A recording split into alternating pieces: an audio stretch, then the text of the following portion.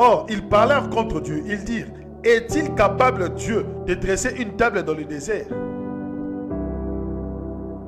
Mais ils doutent de Dieu. Frères, ils ont douté de Dieu. Ils ont douté de la puissance de Dieu.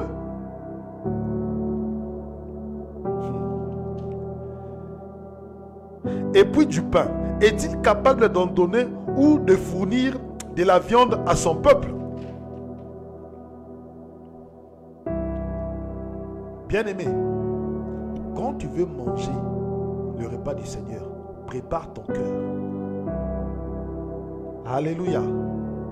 Il faut que tu prépares ton cœur. Ce n'est pas de la blague, le repas du Seigneur.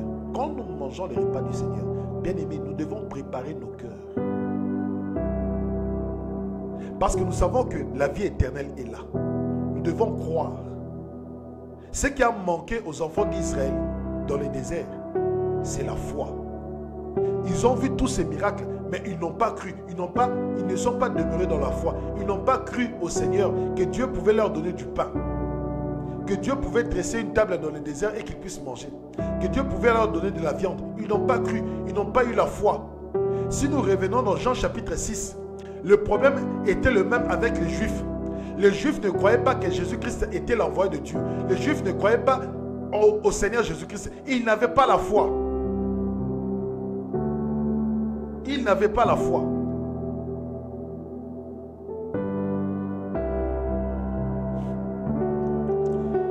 Au verset 21, Psaume chapitre 78. Alors l'Éternel entendit, il s'emporta. Un feu flamba contre Jacob. Et puis la colère monta contre Israël. Car ils étaient sans foi en Dieu. Ils étaient sans confiance en son salut. Bien-aimé, la colère de Dieu s'enflamma. C'est pour cela que je vous dis que quand nous mangeons les repas du Seigneur, c'est aussi un jugement.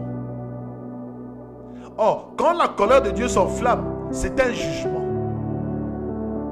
C'est un jugement.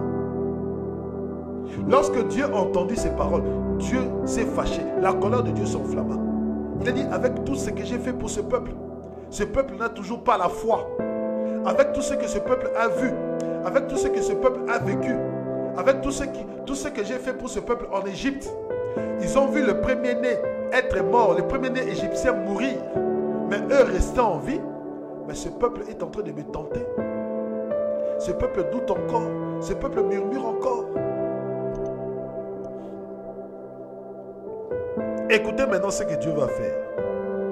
Au verset 26, il fit lever dans les cieux le vent d'est. Il fit venir par sa puissance du vent du sud. Il fit pleuvoir sur eux la viande comme poussière, la volaille comme sable des mers. Il fit tomber au milieu de leur camp, tout autour de leur demeure. Ils mangèrent et burent à satiété. Ils étaient entrés dans leur désir. Eux n'étaient pas revenus de leur désir. Leur mangeait encore en la bouche. Frère, Dieu a satisfait leur désir. Mais ils ne se sont pas.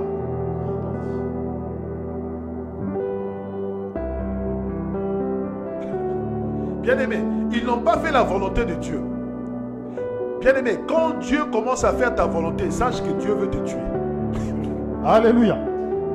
Quand Dieu commence à faire ta volonté, parce que la parole dit ceci. La parole dit au verset 29. Ils mangèrent et burent à satiété. Ils étaient entrés dans leur désir.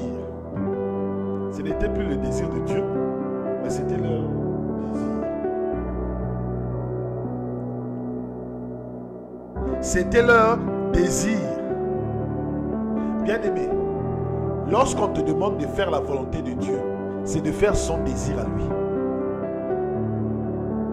La parole dit ceci: fais de l'Éternel tes délices. Il te donnera ce que tu désires. D'abord l'Éternel et après tes désirs. D'abord la volonté de Dieu, c'est après tes désirs. Quand tu fais la volonté de Dieu, Dieu automatiquement comblera tes désirs. Mais le peuple d'Israël n'a pas fait la volonté de Dieu. Et qu'est-ce que Dieu a fait? Dieu a comblé leurs désirs. Or, quand Dieu comble vos désirs sans que tu fasses sa volonté, c'est la colère de Dieu qui se manifeste. Je répète, le peuple d'Israël n'a pas fait la volonté de Dieu. Ils n'ont pas fait de l'Éternel ses délices.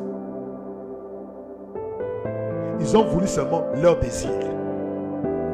Mais quand Dieu s'est enflammé, il a accompli leur désir. Mais regardez ce qui est arrivé après. Parce que le peuple ne s'est pas repenti. C'est pour cela, avant que tu manges le repas du Seigneur, il faut aussi passer par ta propre repentance. Alléluia. Il faut aussi que tu passes par ta propre repentance. Que tu regardes ta vie comme un miroir. Tu te regardes. Tu dis que ici non. Ici vraiment Seigneur, pardonne. Ici pardonne. Ici pardonne. C'est pour cela, avant que nous puissions manger les repas du Seigneur, nous passons par 3 jours de jeûne et prière. Et pendant ces 3 jours-là, nous passons aussi par des repentances personnelles.